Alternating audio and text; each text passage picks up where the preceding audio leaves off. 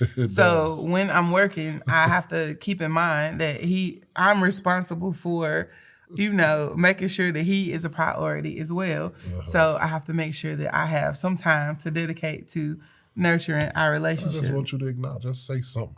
Just laugh at a joke. Tell me a joke.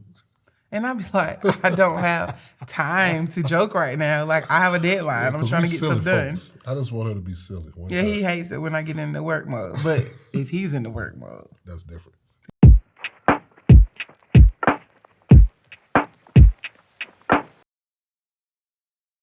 welcome to Relationship Talk with a Guest. Today we'll be talking about how you can keep the bag and bay. Do you chase money and career growth, or do you focus on nurturing your relationship? What if you could do both and do them both well? There's a balancing act, and we want to talk about how it can be done. But before we get started, you can't balance anything if you haven't subscribed to our channel. Hit that subscribe button now so you won't forget. Hit the button. That way you won't miss out on any of our new content. So, are y'all ready? All right, let's go. So, balancing work and relationships can be a challenging task, but it's necessary if you want to maintain a healthy and fulfilling relationship. So, this used to be a huge challenge for us. Challenge. So, as y'all know, it's a basketball coach, and when coaches are in season, everything else takes a backseat. So, when I was in college, one of the coaches told us about a conversation that he had with his wife. He actually said this at the banquet. So, she had been complaining because he was always gone, even when he wasn't on the road recruiting or coaching a game or running a practice. He would stay in his office watching film or doing something else basketball related. Sounds about right. So he only headed home to grab a few hours of sleep, and then he was right back out. So she made the comment. She said, "I feel like you love basketball more than you love me." And his response was, "Of course I do, but I love you more than baseball." And so, and he was so serious I don't recommend any coach telling that joke. Like, if you go look on his social media right now, he doesn't have any pictures of his wife or children, that's but funny. his profile picture is where he wrote out a basketball play like on a window, and that's his that's his profile picture. So that's the mentality that many people have when they're passionate about their work. Like, we want to share 6 tips that helped us learn how to balance work and our relationship.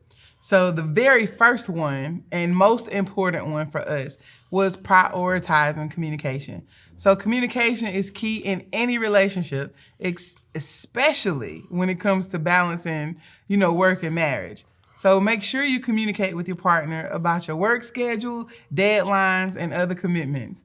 So be open and honest about your needs and ask for support when necessary. First off, Exactly. I love you just as much as I love basketball. I love you more than basketball. That's what you're gonna do. That's how you opening up. This is how Ed Geth is opening I love up you today. more than I love basketball. Basketball, in my mind, has saved my life. Outside of Jesus, Because he did it. outside of Jesus, basketball, I think Jesus put basketball in my life to keep me off the streets and doing something productive with my life. So therefore, I put a lot of passion into it.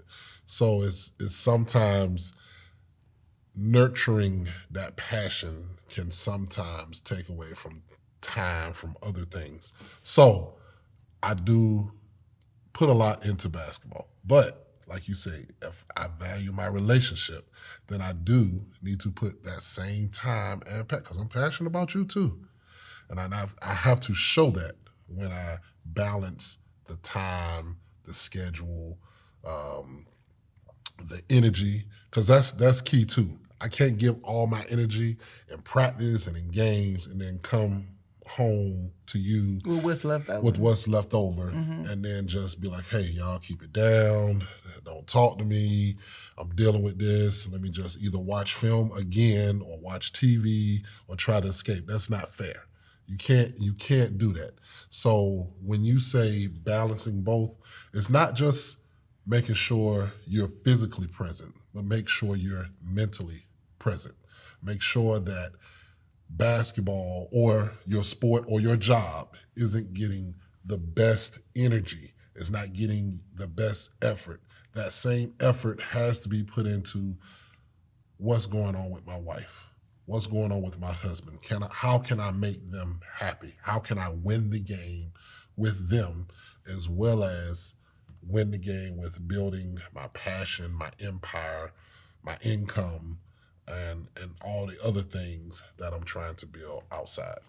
That's good. And a lot of the couples that we coach, men and women that chase the bag, a lot of times they're saying, well, I'm doing this for my family. Like I'm out here, I'm grinding, putting in these hours so that you guys can have a better life, so I can make this money because you need money. And households do need money, but they also need you. That's why the balance is so important. It is. And when you come home, it really is more than being physically present for sex. You can't just go out and make the money and then come home and be like, well, I gave you a piece of myself. Like, the other part of your partner needs nurturing as well. They need some time and, you know, some intimate moments that are not sexual moments. Right. And so when you are balancing, you have to keep those things in mind. A good idea sometimes, if it's possible. I know it don't work in every marriage. I know it worked in ours.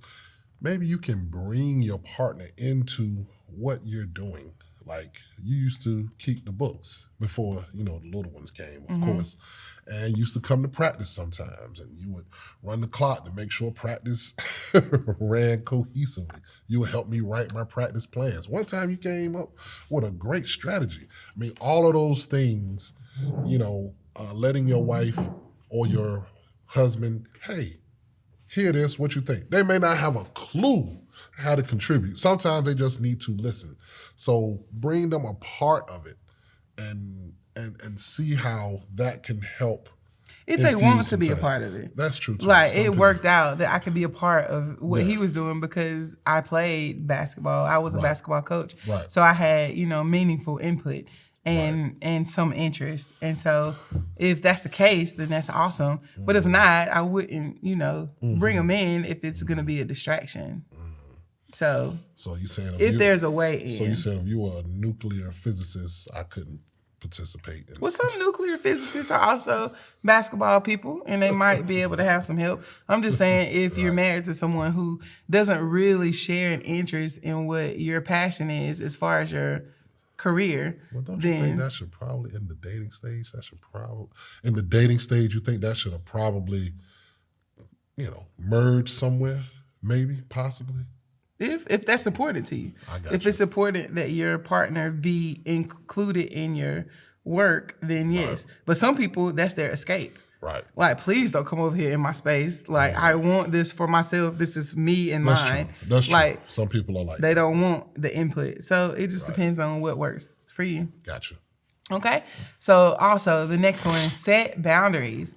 Like, it's essential to set boundaries between work and home. I mean, you have to avoid burnout and maintain a healthy work-life balance. Important. Try to create clear separation between work and personal time by setting specific working hours and dedicating time to your relationship.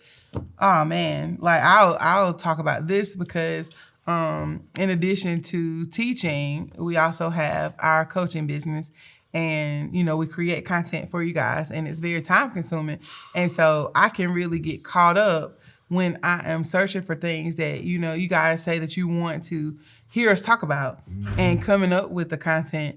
It can take a lot, and he may be at home, not during basketball season. When he's not in season, then he's really needy when it comes to, can you say needy? Is that a word that it's okay needy to say? ones. Yeah, Needy he's pretty needy. Yeah. He needs time, he needs affection, and he needs attention. During his season, he wants to be left alone so he can do his thing. But when it's like not basketball season, and he's like, I mean, where are you? I want you to watch Justice League with me. Come adore me. Really? The Justice League jams. I want you to watch Justice League with me. We're going to stop with the Justice League jams. I want you to come today. over and just be in my space. Even though I want to bust blocks on my phone, I want you to not be doing anything. Blocks no more. I want to talk to you. He hates quiet time. So if it's quiet, he wants to talk. And I'll be looking up like, Ed, I'm working.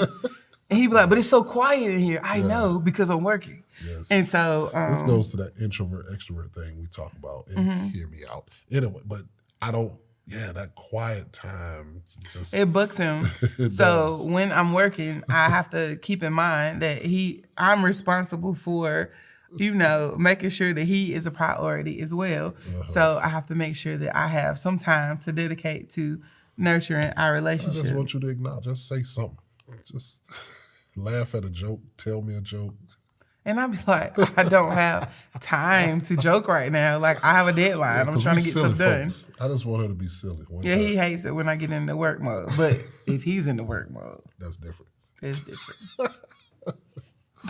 So, on your calendar and plan quality time together. So, look, we all get 168 hours every week.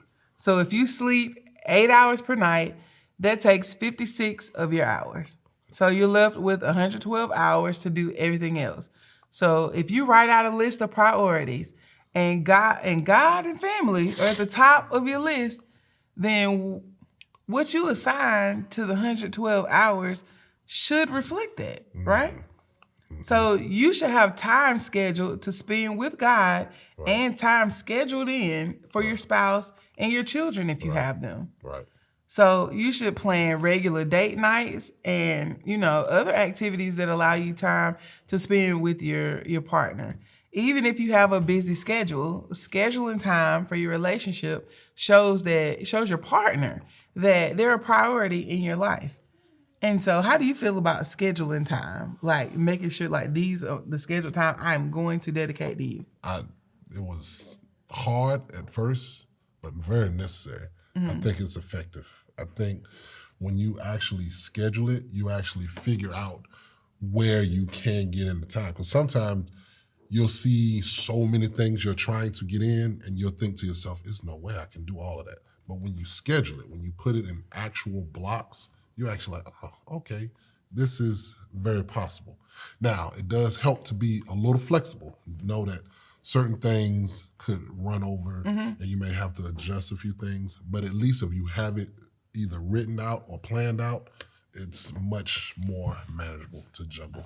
Another thing scheduling helps is for you to weed out things that are not important, time killers that you engage in that you don't even realize. Right. Some of us don't realize how much time we spend in the bathroom, how much time we spend scrolling on our phones, social media, watching TikTok videos, watching YouTube videos.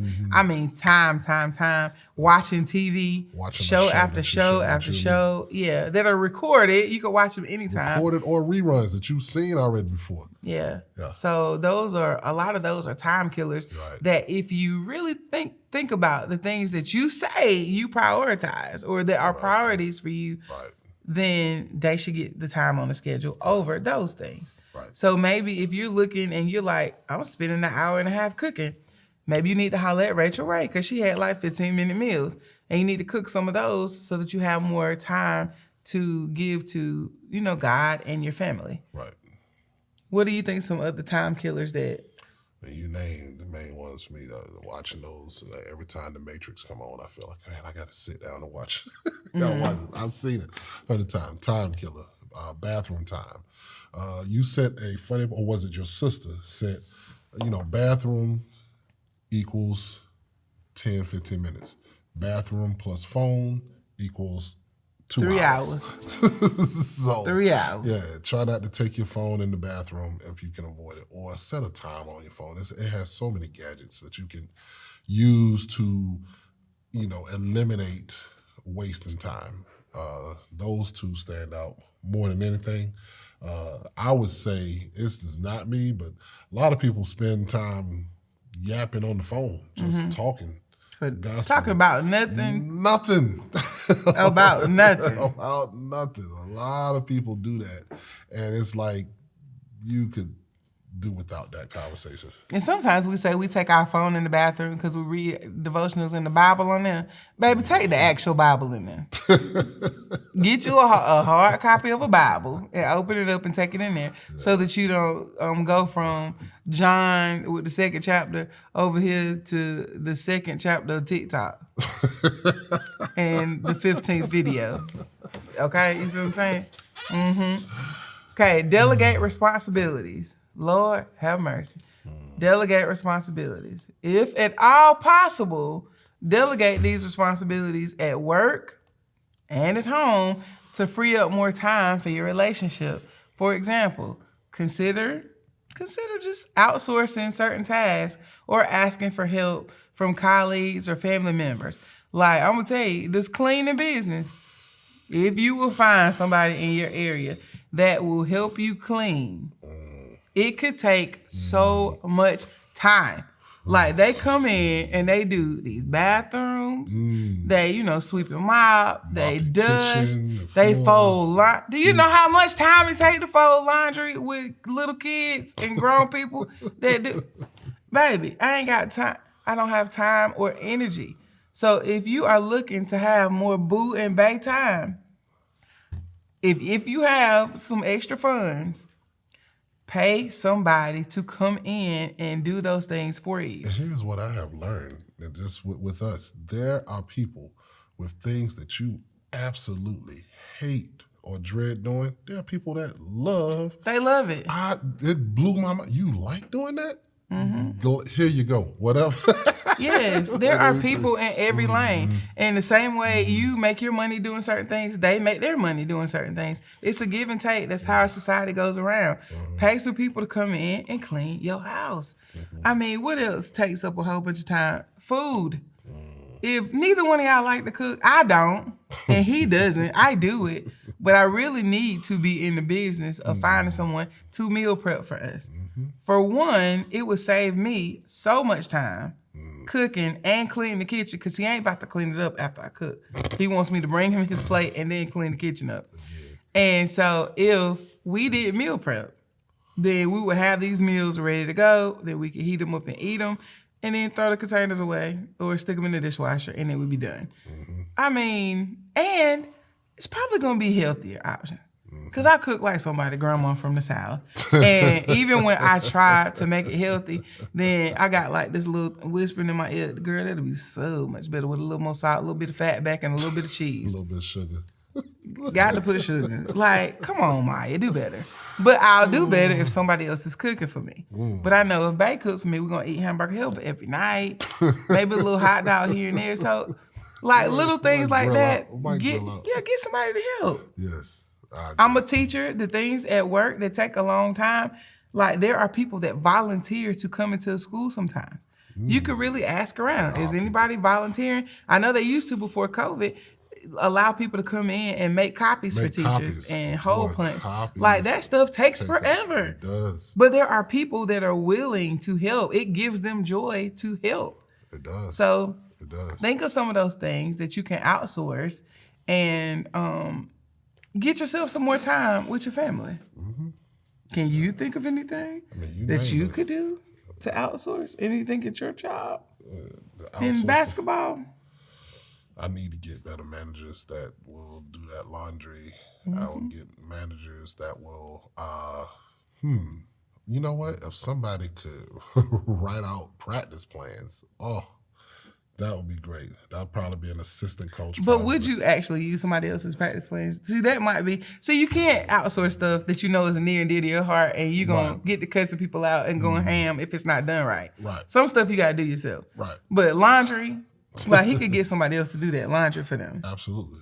And to organize those types of things. So little things like that. Figure out ways that you can cut time by getting some help.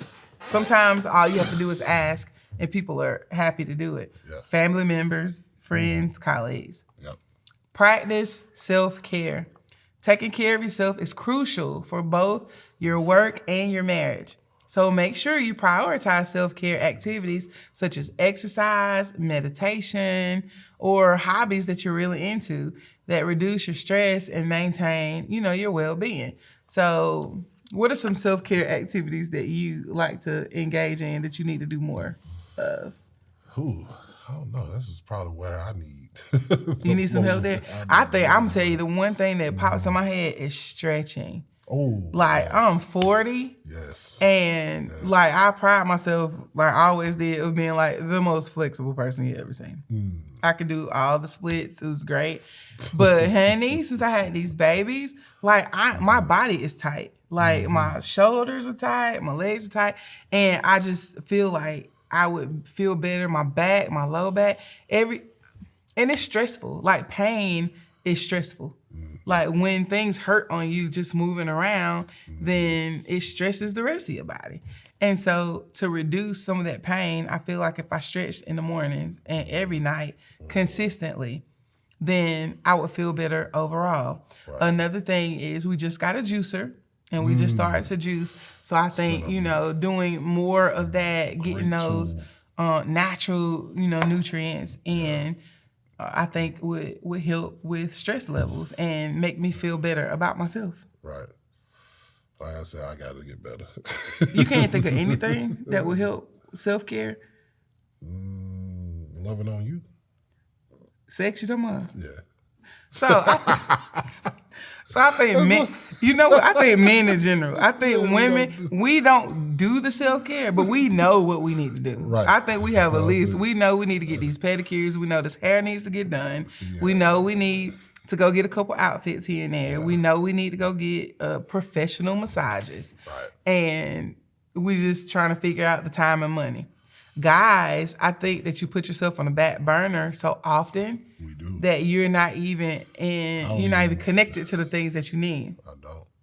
Because I know that he needs professional massages as well. Probably. I think it would help him. Right.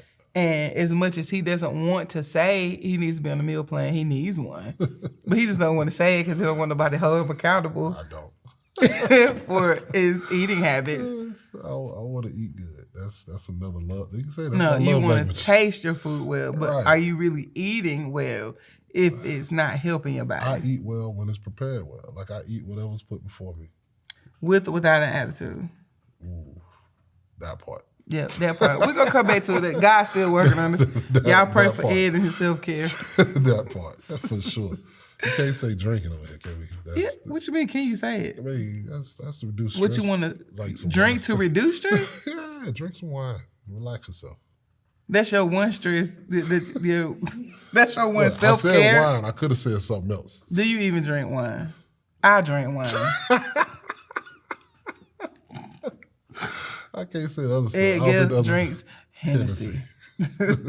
So... I don't know if that's a self-care type of thing. Say that. We should have edited that out. I don't know. What are you talking about? I don't know. I mean, but that's... What you gonna edit out for? If you see me out, you might see me with some wine, and you might see this dude with some Hennessy. It is what it is. If you're one of those don't drink people, then don't drink. It is what it is. So, be flexible and adaptable. Balancing work and relationships can require flexibility and adaptation. Be willing to adjust your schedule or make changes as necessary to ensure that both areas of your life are getting the attention that they need. Remember that balancing work and marriage is an ongoing process and it requires effort and commitment from both partners. By prioritizing communication, setting boundaries, planning quality time together, delegating responsibilities, practicing self-care, and being flexible, you can maintain a healthy, fulfilling relationship while pursuing your professional goals.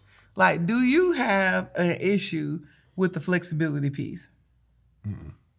The flexibility piece can be hard for me because I like a schedule and I like to stick to a schedule and I don't like people messing up my stuff. But of course, being married with children has helped me in that area. Right. So I think I'm getting better with that, and you have to be. Yeah, you are. Because it's not a perfect world. She times us on the way to work. She'll be like, oh, we should get there at 7:26. She don't go with the regular 5 or 10 minute increments. She knows to the minute how long something's going to take. Yeah, you should probably be here at 6:16. What? Yeah. Period. Flexible. Like I need. In my mind, we got to be there between 7 and 7:30. See, no. For more information about our coaching services, courses, marriage tools, events, and getaways, head on over to onevisionerc.com. That website again is onevisionerc.com.